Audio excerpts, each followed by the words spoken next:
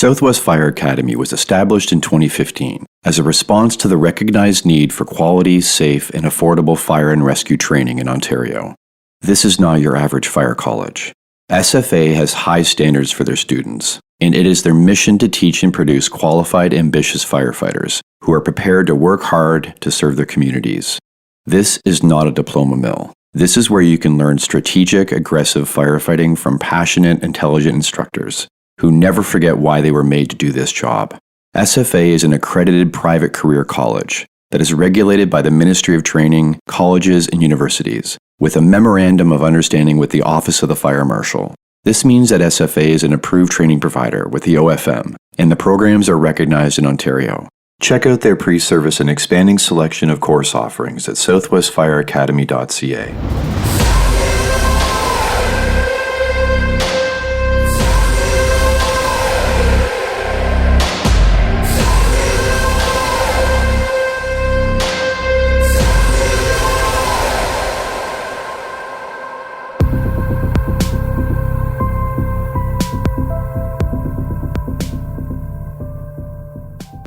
Hello everyone. Welcome to episode 120 of Multiple Calls. I'm Scott Hewlett. For a service that is esteemed for its bravery, it is surprising how debilitated it is by fear. Candidates are afraid to not get the job, so they focus on getting whatever certifications they can and memorizing what hiring panels want to hear, instead of learning and having genuine conversations. Recruits are afraid of losing their golden ticket, so they focus on towing the line and getting through the program, instead of integrating concepts and skills and understanding that being ready requires time and reps. Probies are afraid of not fitting in, so they focus on keeping crews appeased and avoiding landmines, instead of feeling supported to fumble and ask questions until they come out of being overwhelmed. Firefighters are afraid of not being seen as physically or mentally capable, so they focus on posturing and hiding to avoid the discomfort, instead of fostering a culture of personal and professional growth. Captains are afraid of not being seen as the smartest person in the room, and create their own set of rules on and off the fire ground, instead of leading by example that the department needs to operate as a cohesive team. Training officers are afraid to rock the boat and be alone on an island, so they focus on maintaining the status quo, where everything is another tool in the Neverland toolbox, instead of challenging themselves and crews to be more current, competent, and effective. And chiefs are afraid of not being in control, liability, and career progression, so they focus on micromanaging, neutering tactics, and positioning their resumes, instead of trusting the people they hired to do dangerous things effectively, showing that firemanship and servant leadership will never be threatened. And like a real-life Spider-Man meme, everyone points at everyone and everything except themselves, while the mission burns to the ground. Being brave when it counts starts long before the emergency call. Here's my chat with Phil Montgomery. Okay, man, so start by telling me where you grew up. I grew up just on the outskirts of Barrie, I guess on the border of Barrie and Springwater Township, on a small hobby farm. Grew up there my whole entire life, literally until I moved out of my parents' house into the house I'm in now with my wife. And what about your family dynamic growing up? I'm the youngest of three, so I have an older sister. She just got a job as a vice principal. And my older brother, he's a diesel mechanic and I'd say slash beef farmer. I wouldn't even call it a hobby. He runs a pretty, I'd say, good farming operation. And he's currently working out in Fort Mac in the oil fields running a service truck out there. What did mom and dad do? My dad ran a property maintenance company or management company for, well, forever until he retired. Obviously did the hobby farm thing and stuff like that. And my mom, when I was really little, I would say she kind of like looked after the three kids. And as we all got older, she worked for my dad as like the secretary, admin assistant, ran the office, kind of kept things moving, answered phone calls, booked meetings, kept my dad organized as much as possible and picking me up and driving me around and my brother and sister. So yeah. How was school for you? I grew up going to a smaller private school, Timothy Christian School. So I had a small class. I think my graduating class maybe had 15 kids, not very many. But honestly, we were a pretty tight group of kids. And some of my best friends you make in those grades. Then I went to a public school here in Barrie North Collegiate. High school was good. I would say I really didn't find my stride until I was in grade 11, probably. It was probably this one program that I took. And with one teacher in particular that kind of, I think, saw where I was coming from, and I saw where he was coming from, and we kind of clicked. And even to this day, not that I'm stay in contact with him, but if I see him, it's pretty easy to catch up and to see him. And I did all right in school. I applied myself as much as I had to. I'd say I was a kind of B, C kind of student. Obviously, like gym would be my favorite subject. When did you get involved in sports? Not a lot through school. As a young kid, I got put in swimming lessons, and I think it was really to burn off energy. From there, I got into competitive swimming.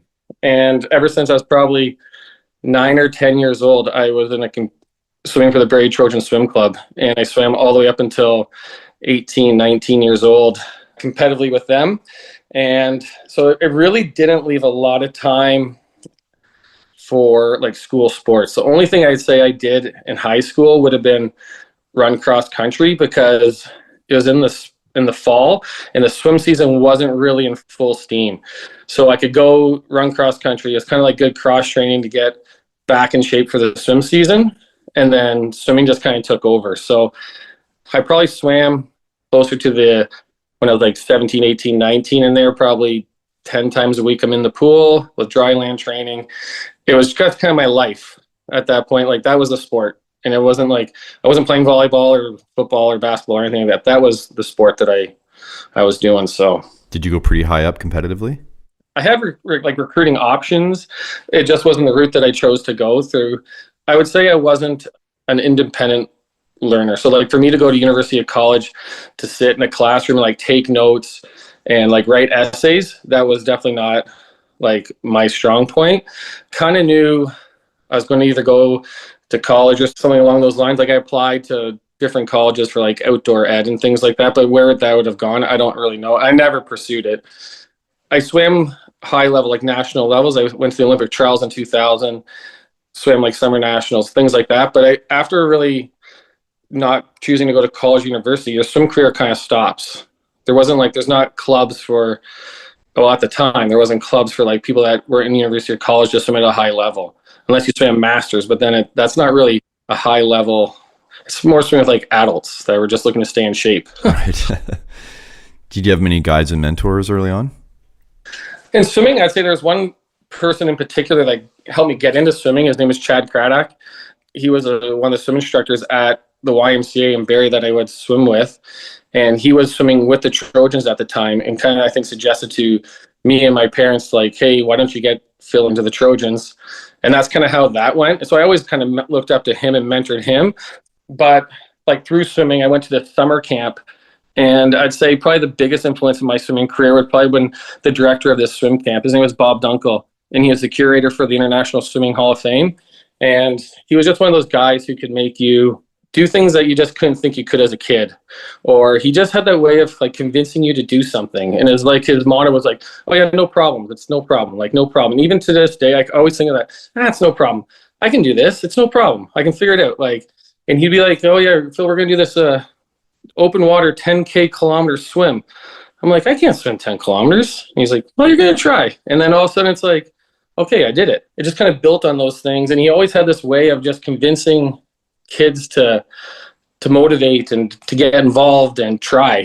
And I kind of take that even now, like with my athletics, like, man, I can figure this out, or I can do this, or I've done worse. I can't be that bad. I can't be that bad. How bad can it be?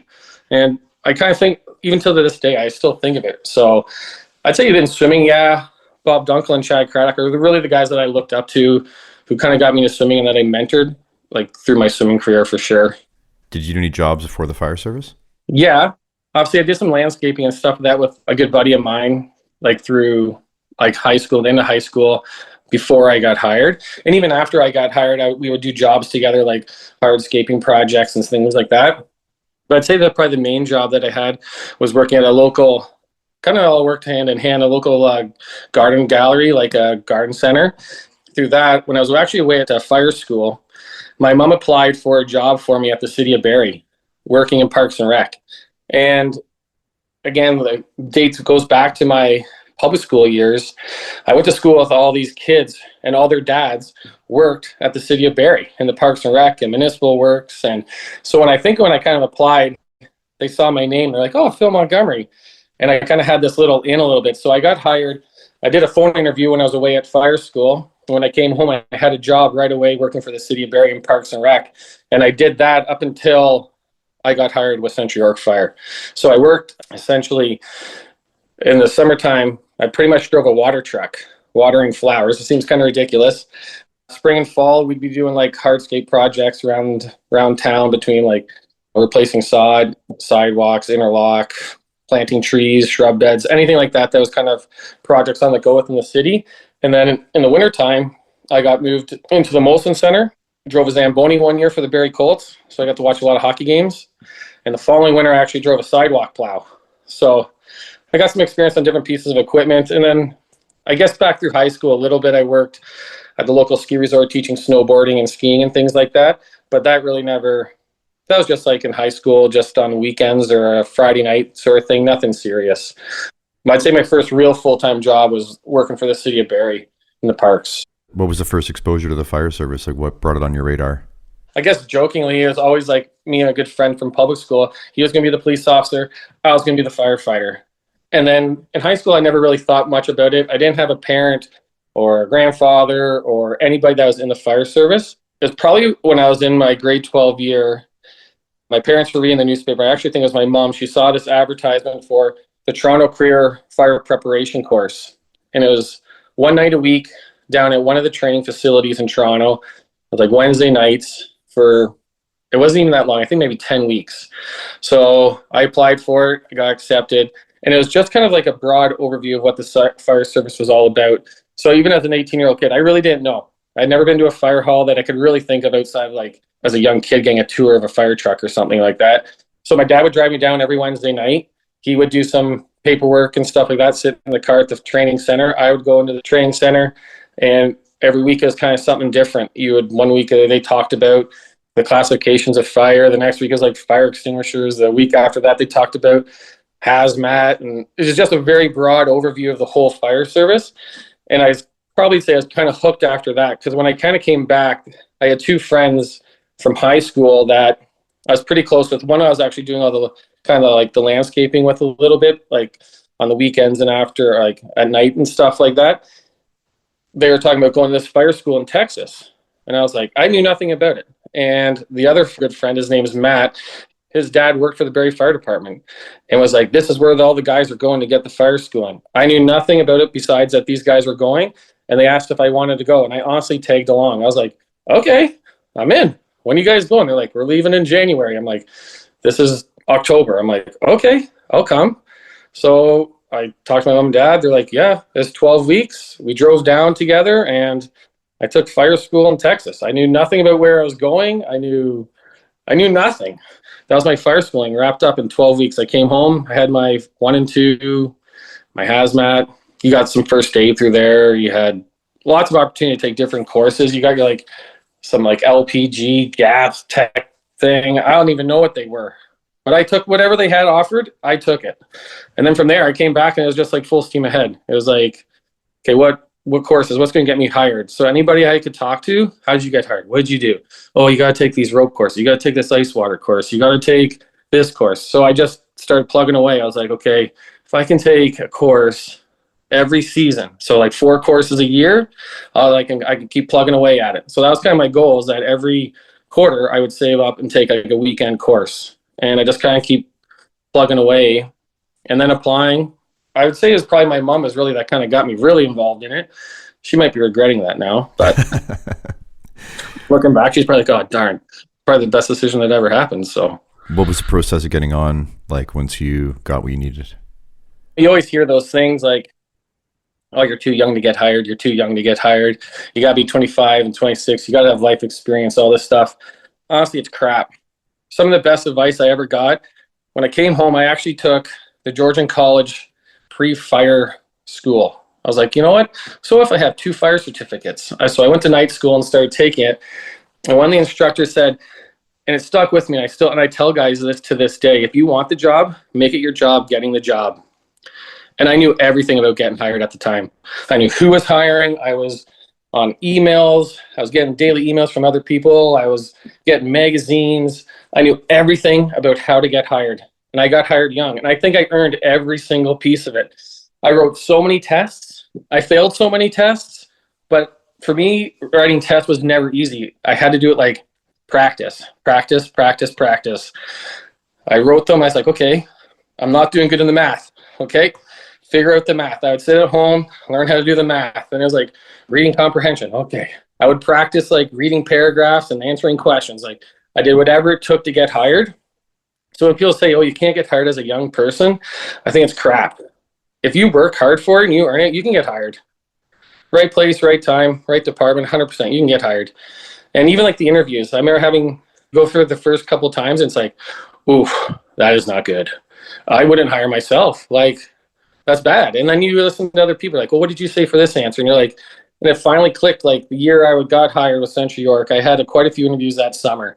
And I remember having one in like Aurelia, Kitchener, Barrie, Guelph. And I was like, okay, what am I doing? I'm doing something wrong because I know I'm at the point, I'm passing the tests. My resume is good enough to get me to this point to get interviews. What am I doing wrong in the interviews? And I remember going to Central York and I literally just was like, I'm just going to be myself. I'm going to sit there and be Phil. And I remember sitting there and I pushed back and I swiveled in the chair. And halfway through the interview, I'm like, I'm hot. I got to take my coat off. I'm like, do you mind if I take my coat off? I'm like, just felt uncomfortable. They're like, yeah. And I was just myself. And I remember leaving there going, yep, that's it. I knew it. I was like, that was it. I just had to be myself. I couldn't answer the question like someone else answered it. I couldn't take their, well, this is what I said and it got me hired. I just had to say what my answer. And I figured out that's what they wanted, I think, was like my answer. Not that you still have to answer like your situation questions and answer those all correctly, but you know those token questions like why do you want to be a firefighter? What are your strengths and weaknesses and all this stuff? And I thought, man, I'm just going to be myself. It can't lose. It can't hurt. It wasn't working before. Let's try this way. And it worked. So I'm like, hey, that's the best advice I'd give someone today. Not that I could tell them how the process works anymore, but if I told them anything about an interview, go in there and be yourself and answer the questions honestly, because I think that's all they want to hear and get to meet you and get to know who you are. You wrote that when you worked at the city of Barrie, you'd apply to almost every job possible, even if you weren't qualified for practice. Yep. I remember applying for anything. It'd be like the waste management. I'm like, oh, I can apply for that. I have a DZ. I have my first aid. I have a grade 12. I can apply for that job. And I remember actually being in an interview and they're like, Phil, you're not going to get hired here. And I was like, why not? They're like, that was honestly the best interview we've ever had, but you're overqualified for this position and we actually don't want you to work here because we know you're going to leave for a fire job in the future. Just sitting in front of those human resource people, sitting in front of managers, it made me feel more uncomfortable. I felt better about the job, presenting myself and being in front of people. So, and I mean, I had great people that, even my boss, she'd give me good advice and let me go. She supported the fact that I was applying to become a firefighter. She's like, yeah, no, this is great. Like, go do it. And actually one of my best friends that I met working at the city of Barrie got hired the same year I did, working for the city of Barrie in the fire department. So it was kind of like we both started at the same time and we both worked with each other to go write tests. We'd study together. We'd be like, hey, I'm taking this course coming up in October. Do you want to take it with me? He's like, yeah, okay. So then we would carpool together to that course. So and even still this day, he's one of my best friends outside of the fire hall. We still see him all the time, his family, his kids. We still chat all the time. Just saw him 2 days ago, like stopped by on Christmas afternoon. And he's like, yeah, man, I was wondering if you guys were going to stop by. So even to this day, like he's one of my best buds. So how were the rookie years? I hit the jackpot. I did. I guess a lot of people would say that, but I got placed on a crew. I was definitely the youngest by quite a bit. If I would think, I'm probably like 10 years younger than my next junior firefighter on my crew. My captain was a large reason there's Central York Fire. He was the union president for Newmarket. And then between the amalgamation, he was a big reason that there's Central York. Obviously working with the Aurora president at the time and the new two unions. My acting captain was the vice president of the union. And then my senior firefighter, almost the comedy relief, but a ton of knowledge. And the guys that never said no. And I always take that, like, how lucky am I? I would be like, hey, can you give me a hand with this? We're like, yep. It was never like, oh, no, tomorrow. Or we'll figure that out next time. Or it was always like, yeah, let's go do it. Let's go take a look. And so when I get asked those same questions today, it's like, Yeah, there's no, or next time. It's like, yeah, let's go do that right now. Or let's go figure it out together. Or I don't know, let's go figure it out. Or so I would say, yeah, they're great. And they gave me the expectations of what a rookie was. They kind of said every doorbell, every phone, every piece of mail is always for you. I was like, okay. If their phone was never for me, the mail was never for me, and the door was never for me. But every single time. I kind of knew my role. I was scared. I was afraid to say anything because there's all these senior guys. So I just did exactly what I was told, and I asked questions. And they never said that was like a stupid question. I think I might have sometimes probably stumped them on the questions. Yeah, no, they were great. I wouldn't trade them for anything. And even still, my captain is still a guy that I like mentor and look up to. I talk to him all the time. He's now obviously since retired, but still, like, he's a wealth of knowledge, even about anything going on at work. He'd be like, well, why is that happening? I'm like, I don't know. And then we'd sit down and hash it out or try to figure out the problem.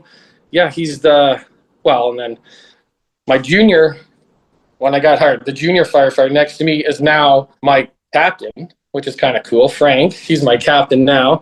And actually, as of January 5th, he'll be the co-captain. So I'm getting promoted to captain, and I'm actually getting the crew, same station, same platoon, just opposite crew. So now we'll be working beside each other as co-captain. So it's kind of gone like full circle. It's kind of cool that I've really worked with him for almost my entire career. To be on the same platoon, pretty much the same station my entire career, I kind of count myself as lucky. People say it's bad. Change is good. Yeah, change is good, but I think the glass is half full. You can always say, the knowledge and experience. I know buildings in my area. I know streets in my areas differently. I think it's all good. I'm not complaining my rookie years, and I'd say even up through, I have no complaints. It's been pretty amazing. And you got your first fire pretty quick. Yeah, first night. Yeah, we had a basement fire.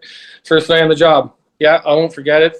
We call it an area in Newmarket, a lot of semis and townhomes and apartments and basement apartments. I'd say lower income, rougher kind of neighborhood. It's kind of changing over a little bit now. It's even in there, the houses are like $800,000, $900,000. So they're changing a little bit, and obviously the demographics are changing. But yeah, at the time it was like kind of our like area where we had a ton of fires all the time, and ton of medical calls. So we kind of knew the area, knew the streets. We always joke there's a court in there. It's called Maurice Court. And the guy I work with, he said, I think I fit that fire hydrant in this court 3 different times for three different house fires inside this court. We always joke. But yeah, first night, basement fire, second engine in, or the second truck in. I got to do some ventilation and pull some ceilings and stuff. So that was a pretty cool experience, because coming from fire school, never running a fire call really before a day in my life, and never running medical calls or treating with patients. So then to get a fire, it was pretty amazing. I was kind of like, wow, this is what the job's like. This is amazing. So, how did you get involved with instructing? The training officer at the time, there's 2 training officers. One of the training officers really just approached me out of the blue. He kind of knew that growing up as a swimmer. He's like, oh, we're going to send one person from each platoon to the Old Ontario Fire College to take the ice water and water rescue courses, and then come back and be instructors for our department on each platoon. And I was like, okay, sure. And for honestly a person that I'm not horribly uncomfortable talking in front of big groups of people or even instructing at the time, I was like, okay. And I came back, and then I was probably 24, 25-year-old firefighter teaching all these senior guys. And it's like I took a week course, and it's like I'm coming back and teaching all these guys, and they're questioning you and giving you a hard time and kind of testing your knowledge a little bit. I wouldn't necessarily know the answer, but I could definitely demonstrate the skill and show the skill really well. So I think I kind of gained a bit of respect that way. Like practically, I could really show it and demonstrate it well. And they'd support you and give you a hard time and laugh at you. And it kind of grew from there within the department. And then we got into like the rope program and more of the technical side of things. And I kind of kept navigating my way through that side of it. It kind of just grew from there a little bit. And then to where I am now, Yeah, so then how did that progress to being involved in conferences? I'm going to say right place, right time. Maybe being a bit of a pest. Getting involved in the conference side of things, I'll kind of go back a little bit. My dad gave me an article from the Toronto Star, I'm going to say 5 or 6 years ago, and it was written by Brent Brooks, and it's called Fire in the Sky. And I read it, and I was like, oh my gosh, this could happen in Central York. We have these buildings. like if this happened to Toronto, this can happen to us. Like what? And I started really thinking about our high-rise program at the time. So I actually just Googled Brent Brooks and it came up with this high-rise firefighting. So I reached out to him through an email and he got right back to me. And I was like, oh man, okay. And he gave me some advice and some tips. And he's like, I can just come to your department. And I was like, I don't even know the first thing that you'd be coming to our department for. So I had some phone conversations with them, realized that in some research, we weren't not necessarily doing things wrong. I would just say what we were doing was old industry standard and things had changed. They had learned from that fire that things had to change, how they were doing things and the tactics and the pieces of equipment needed to change. So when he came, I kind of said to him, I was like, when you come, I need you to help sell the fact that this is what Central York needs to do. And he's like, yep, no problem. So he came with his team of guys, his equipment. He demonstrated and he kind of sold it to our chief and our deputy and our training division on our program. And at the time, our one deputy had worked with Brent before in a previous department. So kind of knew what Brent was all about. So that was really good. And Brent told me about this conference down in Pensacola, Florida called HROC. So I was like, oh, okay. So I went on my own dime, flew down there. I kind of convinced my wife. I was like, hey, does this beach interest you? And I showed her a picture of this beach. She goes, yeah. And I was like, well, do you want to go in December? She's like, yeah. And I was like, okay, well, I'll be busy during the day, but you can read on the beach and go for jogs. And at night we'll hang out. She's like, well, this sounds like the best vacation ever. So I went down to HROC. Took the whole program down there, the urban to suburban, met a bunch of really good instructors. And then for about 4 years after that, I just kept going back. And at the end, the last year, we're out for the kind of the year-end party, we're out for dinner. And I went up to one of the instructors and I said, yeah, what other high-rise conferences do you recommend? And like, where could I go to get some more education? And he's like, have you heard of this place, Barrie, Ontario? And I was like, yeah. Yeah, we're going there in June. I was like, are you kidding me?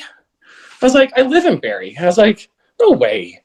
So I have a friend on the Barrie Fire Department. I texted him and I said, is there a high-rise conference coming to Barrie in June? He's like, oh yeah, cat's out of the bag on that one, eh? And I was like, yeah, I just found out about this. He's like, yep, it's not officially released, but yeah, it's in the work. When they announced it was coming to Barrie, I was like, I'm signing up for sure. I'm just signing up right away. I don't even care. And I signed up. I actually ended up helping teach one of the stations conveniently. Brent was like, hey, why don't you just help me in this one little section you can teach, hooking up to the hose cabinet with the gate, gauge, and elbow and go over all these pieces. So a really like small piece, but it kind of gave me that opportunity to like just get my feet wet teaching people outside of my own department, which was the first time I'd ever really done this. And I was like, well, this is I was nervous, but kind of cool. And other guys are asking questions, and it's nice to be able to answer those questions. I felt confident about teaching that material, and which was really good because previous to that, I had taught our whole department with our high-rise committee, the exact high-rise program. So it was really fresh in my mind, the exact stuff that we had to teach. So I was like, okay, I know this really well. I know how to teach this. We've troubleshooted some issues. Not that I knew all of them, but I could troubleshoot them. And working beside like Brent Brooks, Clark Clamping, Rob Wiggins, like Mark Vanderfeist, all these guys would give you, if I was doing, hey, I got to ask this question, I wasn't quite sure. Or they would jump in and help you answer that question if you got asked something. So from there, it kind of grew. And then they asked me to come down to Pensacola the following year and teach another little station. I was on like hose deployment and like stairwells, closed stairwell, open well stretches, which was great because we had just kind of done training like that again within Central York. So I was like, okay, like this is an area that I'm pretty comfortable with. I can teach these skills. And again, then working with other guys from Jason Jones from Cobb County, these guys are all, they teach you different skills and you pick up a little trick. I always think I learn more than the student does every time I go to these conferences. Even as helping out or instructing, it's like, oh man, that's a great trick, or that's another tip that I would take back to Central York. Or yeah, and then they asked me to go to MAFC, which is a Metro Atlanta Firefighting Conference in May, and I got to help out those guys again. So it just kind of grew from there. I can say right place, right time, and I just kind of clung on to these guys, and I think they got tired of seeing me, so they just kind of kept asking me. And they started asking me, which I mean, I'm grateful for, and I never take it for granted. And every time they ask me to come help out, I'll do everything I can always to do it, because it's an opportunity. I don't know if it'll last forever, but I'm going to take advantage of when I can. So yeah, and I'll say, like, Brent Brooks has been absolutely amazing. He's helped out Central York 2 or 3 different times on different occasions.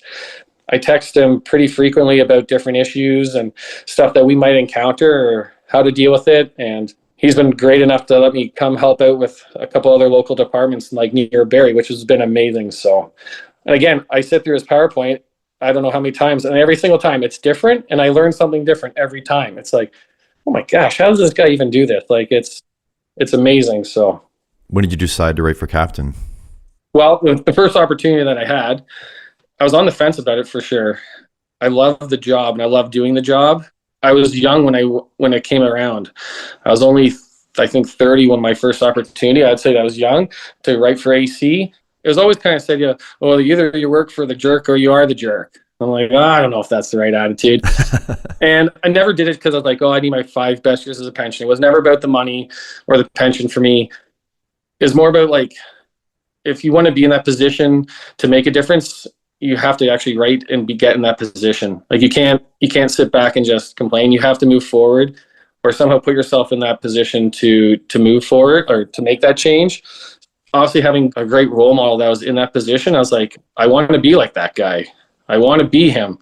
I want to know and act and have the respect of the firefighters around him like that. So that was really the deciding factor. The captain that I was working with and my mentor, it was like, yep, I'm going to write because that's who I want to be. Didn't score the highest, but I got through. I don't write tests well. If they probably asked me practically somehow to write that AC exam, I think I would have aced it. But oral exams, written tests, scenario-based training, you got to play the game. And I played it, but people played way better than I did. How's it been riding in the front seat? Obviously, the first couple of years, you're nervous. I don't ride in the front seat a lot because you only get, like, sick time or vacation time and things like that. Great learning experience. I always say you're like the supply teacher. So you just kind of get through the day. You do what you have to do. Yeah, I've had no regrets. There's always parts of my mind, I'd say, up until probably the last 2 years, like, am I really ready for this? Do I feel ready? Am I capable? Will I do a good job? And I'd say probably the last 2 years, even just helping with some instructing outside of Central York, I've probably gained a bit of confidence where I'm like, I can do this. Like, those conferences helped me definitely develop some confidence outside of work. And then coming back to work, I felt more prepared than I had before. And maybe going to some of these conferences and listening to some other people speak and some pretty well-known people, it's like you pick up some tips and tricks, and I feel probably more prepared than I have ever. But again, I'm never going to be fully prepared for everything, but I feel more ready than I ever have. You wrote that if you had to answer the question now, why you wanted the job or what interested you about the job, it'd be different now than it would be at that time. So what's changed? Honestly, probably the people that I work with. They've definitely motivated me to become a captain too, and to be the person that they need to. I want to be that fire captain and that leader in the firehouse that the guys can come to, ask for help, ask for assistance, motivate them in their careers, even their personal life. And I want to be that person for them. If you'd asked me when I wrote that test why I wanted to be a captain, I couldn't even tell you what I said back then, but definitely would have been that. I definitely want to be that person that can help each other out, that moves the wheel forward and really grooms the next group of firefighters. So struggling physically or mentally over the job, how's it been? The mental side of things, I don't know what to feel about it, to be quite honest. Sometimes I feel as though why I don't have certain feelings, or if the feelings I am having are the same as what other people have. I don't know how to feel about it, but I'd say I don't struggle mentally. Maybe I have good outlets. I've always felt fitness was a part of my life growing up as a swimmer. So every day there's always something active that goes on, whether that is a good way to clear my mind, decompress from a day of work. I will say I really do enjoy, like, the cardio aspect of I like running. I like swimming. I like biking. I like all those sorts of activities where I can just kind of like turn my brain off, decompress. I always say like some people go to yoga and it's like namaste. Well, me getting in the pool is like, yeah, this is where I belong. It's just like I can clear my head, turn it off. I can talk to myself and just kind of clear myself. I don't think I've really struggled mentally. I don't feel I have, but I think it's because of my outlets. I have different outlets where I really can kind of decompress from the job, and a good family, good support. I can vent to my wife if I had to about it. She always asks, and I'll tell her the interesting calls.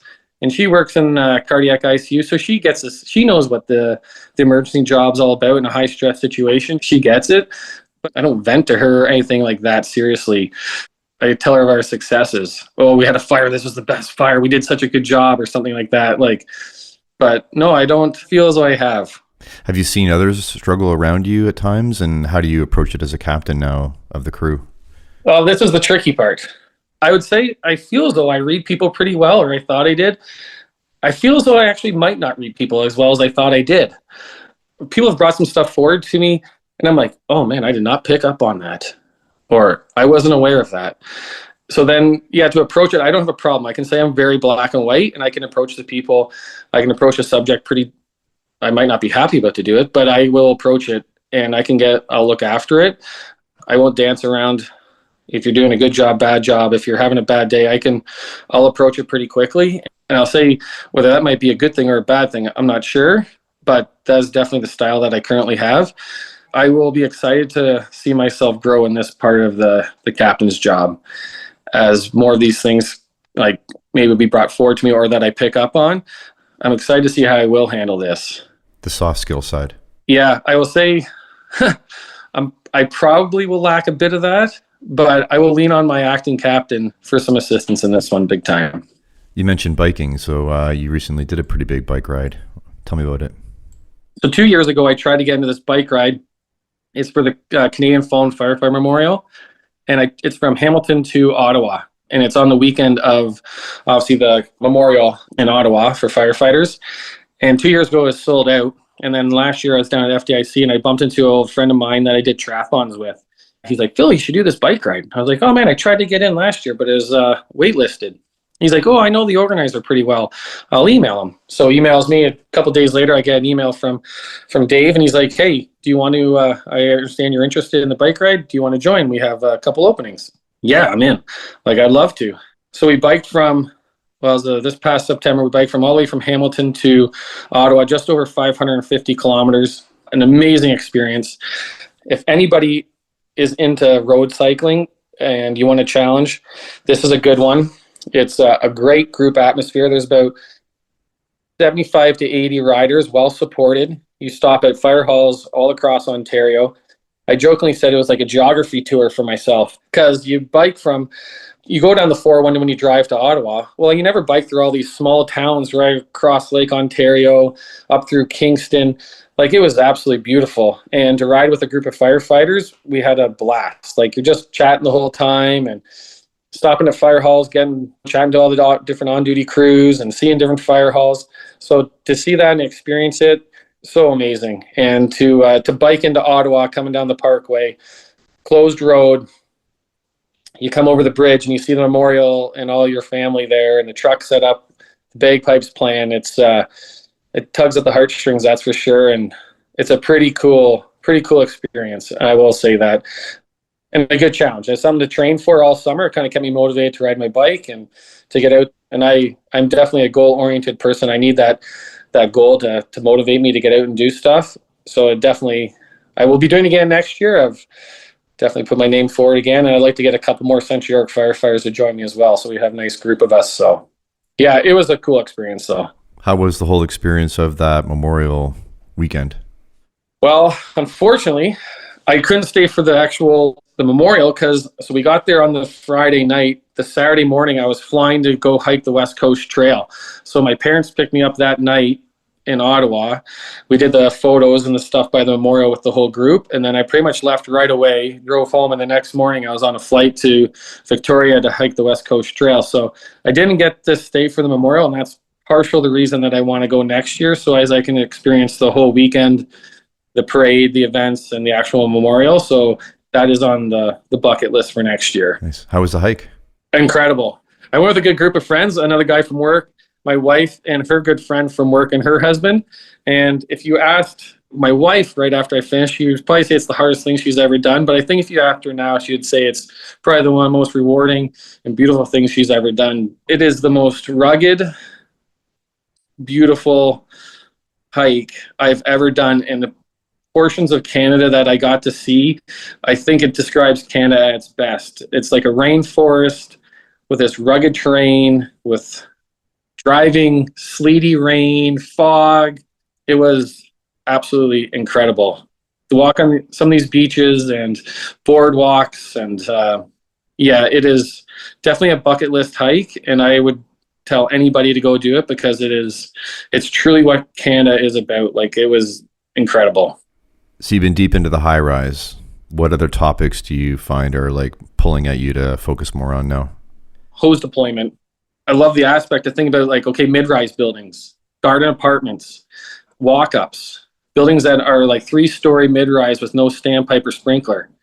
All of these things have stemmed off of that. Big box. We have tons of Home Depots, factories, storage facilities, all these big distribution warehouses that are being built around our communities that we need to start focusing on. And they say in the high-rise conferences all the time, when you listen to Clark Lamping and his big box presentations, you just tilt a high-rise on its side. You got a horizontal high-rise lying on its side. And it's like, oh man, I never thought of it that way. And it just kind of clicks with you all of a sudden.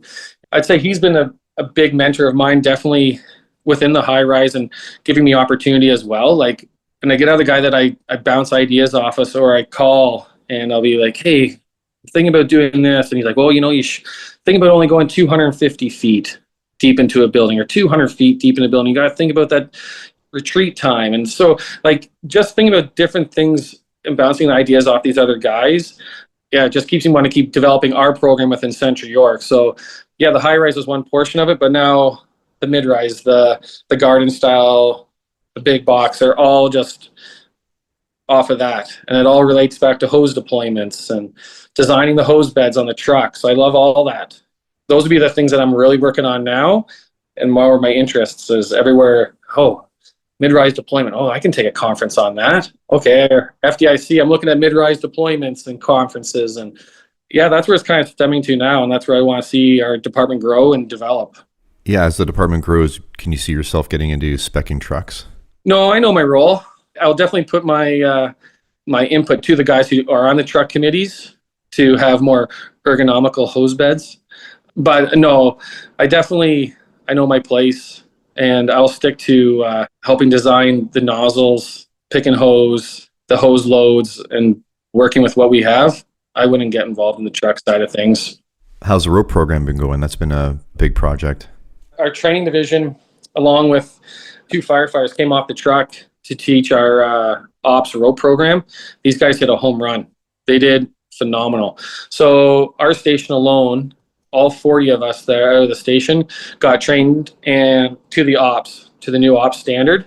And we just before Christmas, we wrote the ops test and did the sign off. So it was 5 weeks in a row, 1 day a week. You did an 8-hour day. And then the 5th week was like a catch up and then write the test. I've never heard or seen guys study so much around the fire hall or practice a skill. It was like, okay, this is good. This is really good. Now that we've submitted for our ice water program to do the exact same thing and our surface water, I think it was a good template to see that you can make this happen with support from management and a strong train division and guys that are willing to learn. It's possible. And they did a great job. Yeah, how have you seen that affect morale and guys being into what they're doing? It was excited to see like people excited about the training coming to work. I'll say, like, I don't find anybody that I work with is ever like, oh man, we're going to do training. I'll say most of us are pretty motivated and excited. Yeah, there's days where we're all like, okay, we got to go get this done, guys. Let's get her done. And usually get there and the tides change and everybody gets excited about it and we kind of move forward. But even other platoons that, that always had the reputation of They didn't want to do it. They're all showing up on time, gung-ho, let's get after it, let's get it done. And yeah, I think it's good. It's good for everybody. It's exciting. The consistency is what is really nice to see too, that if I did a shift change with another platoon, they were taught the exact same way to do the exact same stuff. It's nothing different. We can talk the same language.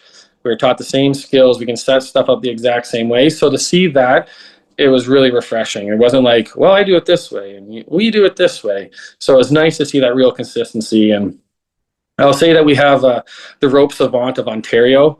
You do, yeah. He is brilliant. Yeah. And he did a really good job with our training department to develop it and get the train delivered. They did a fantastic job. Yeah. I'm excited for next year for our tech. What have you learned over the time you've been on about how to discuss tactics and things that you should be doing as a department that might not be popular, and how do you navigate it? It's a touchy subject with definitely people. And I'll say, like, I can use VES for an example within Central York. It's a very mixed feeling for, I think some people, it's entering a building without a charged hose line, or searching above the fire without a charged hose line, or it's unsafe. And it's hard. Some people don't want the statistics. They don't want to know facts. And so to sit there and spew out facts and statistics, they just shut down and don't want to listen to it. I always try to think you got to bring it back to the reason why we're here and what we do the job for, and it's for them, right? It's for the people of whatever community that you serve. It's for, for me, it's Newmarket, Aurora, and I will do whatever it takes. If I have good evidence that there's a rescue to be made, I will do whatever it takes to make that rescue within reason, for sure. If I have good reason to believe that there's a person in a Bravo Charlie window in a second story and I'm a first arriving officer, that will be my first tactic, is going to that Bravo Charlie window and VESing it, isolating that room, searching that room, getting out. I'm not going to dilly-dally around and search the whole upstairs of the house. I'm going to search that room, get in, get out. Because if that's what I believe, or I have good evidence of that, that's what I'm going to do. And I know it might not be popular with everybody, but I know if I can sleep at night because of the decision that I made, I'll feel good about myself. So it is hard to approach, because I don't want to debate someone's feelings, what they feel. I want to debate the facts and what's going to save someone's life. But some people just don't want to hear it. And it's tough. Do you know when to sort of pick your battles and whether it's worth discussing or not? Yeah, definitely. And there's definitely people that I won't waste a lot of energy on, because I know regardless of what I say or what the tactic is or what I believe or what I know is right, it won't make a difference to them. So I won't waste a ton of energy on them, because it's just like, it doesn't matter what I say here. I'm just going to move on and try to convince that person that is on the fence to get on my side of the fence. Yeah, I'll definitely pick my battles. And this has been a great conversation for us recently. We have a neighboring department that had a fire back. It was early fall. They made a couple grabs and a few of them lived. I think they made 4 rescues. 2 of them passed away, 2 survived.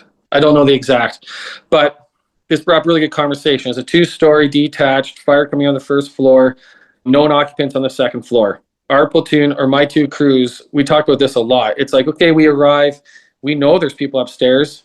As our first tactic now to VES the second floor, or we pull in a hose line, entering Alpha side first floor, hitting the fire and moving upstairs. I will say this within my crews, our second arriving truck is always helping secure water supply. Should that be put to the back burner? Should that second arriving crew be pulling immediately going to the second floor, or pulling that initial line and maybe delaying hooking up water supply to the 3rd or 4th unit and going, oh, we got 2,000 liters. That's a lot of water. We can fight a lot of fire with 2,000 liters. It's generated a lot of conversation, and they're tough conversations to have, because people have different ideas and different beliefs. I joke with my wife, because through Fire Engineering on their Instagram page, they have these monthly questions you can reply to. And I started replying to them, hoping that I'll get into a magazine article one day. The last question was, you arrive in a 2-story detached or 2.5-story detached wood frame building, flames showing from the second story. Is your first priority to hit it hard from the yard or go interior? And I brought this up at work because I was wondering what guys would say. And I knew my thought. I was like, okay, well, I'm going to get inside. I'm going to put this fire out. I'm not going to delay entry because of me hitting it from the exterior. And we had very mixed reviews. And neither's right nor wrong. It's just people's way of thought. And I love the conversation that it generates. That's the question. You don't think too much into it. Just answer the question. It's interesting to hear what other people say.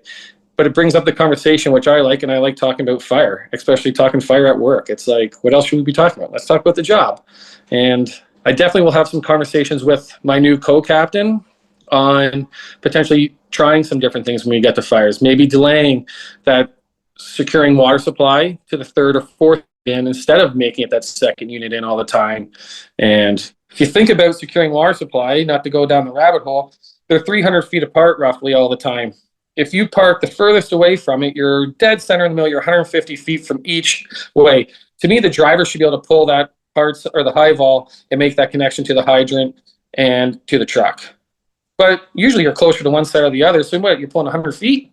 You should be able to throw 100 feet by yourself and make that connection pretty easily. Yeah, I have these conversations with my new captain or co-captain, and maybe we can try some different tactics and just see how they go at our next fire. Have you guys thought about the booster backup with that second truck driver hitting into the first, and then you've got the water from the second truck as well? I've learned about it, but we've never discussed it. And that's something that I'm going to bring forward too, because you have a lot of water. I always wonder why there's not more flow meters on all the trucks to actually regulate. Like, the one nice thing about hitting the foam pros is that you can see how much water you're actually flowing per liter. But like, I always wonder, how much do you actually typically use at your room and content fire? 500 liters maybe? And we're worried about securing water supply. I get it. I understand it. But it's like, why don't we just delay that 1 or 2 units or hook that second engine in? And now we have 4,000 liters. Yeah, it stuck with me when Kyle said that we disrespect the water that we bring. So afraid about saving water when even if you put what's on the truck on the house, it's not the same fire anymore. The blitz attacks. You don't have to empty your tank necessarily right away. There's lots of different theories out there and ideas for those garage fires or car fires or that first room, living room fire. Hit it with a deck gun. What the heck? Get in there and search. Yeah, we get stuck in our ways. Is there anything else you want to cover? No, honestly, it's been pretty good. I've enjoyed this, Scott. It's been really nice. Awesome. I'm glad you said yes. I knew it would be great. I always listen to your podcast, so it's really nice to be invited. And I was wondered, initially when you asked me, I was like, what do I have to offer? Everybody says that. I don't know what I have to offer, but I guess everybody has a different story. Before we wrap up, what else are you listening to and reading job related? Well, I try to read every single night. And again, I'll say this, my wife makes fun of me because everything I read is fire related. And she's like, well, why don't you read something different? I was like, if I'm going to read, I might as well read something that's going to make me smarter. I'm currently reading Mike Champo's, I guess he always writes the last page in the fire engineering. So he has a book and every single page is the last page of fire engineering. So I'm reading that book currently. And then I have Pride and Courage is the next one on the docket. I actually don't know who wrote that, but it's the next one to go. Or is it Pride and Ownership? Is that the one you think of? Pride and Ownership, yeah. So that one's my next one to read. And then I listen to the Weekly Scrap. It's pretty much, I'm addicted to the Weekly Scrap. I listen to the odd time the National Fire Radio. Yeah, and that's really about it, really. Do you have a copy of Pride and Ownership that you're willing to read? Okay. Yeah. I was going to say I have one. I could give it to you. So. Yeah, I got the copy. Yeah, so I always read those and fire books, and I figure if I can pick up a little tip and trick or something that I can bring back to work or talk to the guys about, I'll bring it forward for sure. Nice. Well, thanks again for doing this, man. No, I appreciate it. Anytime. It was awesome.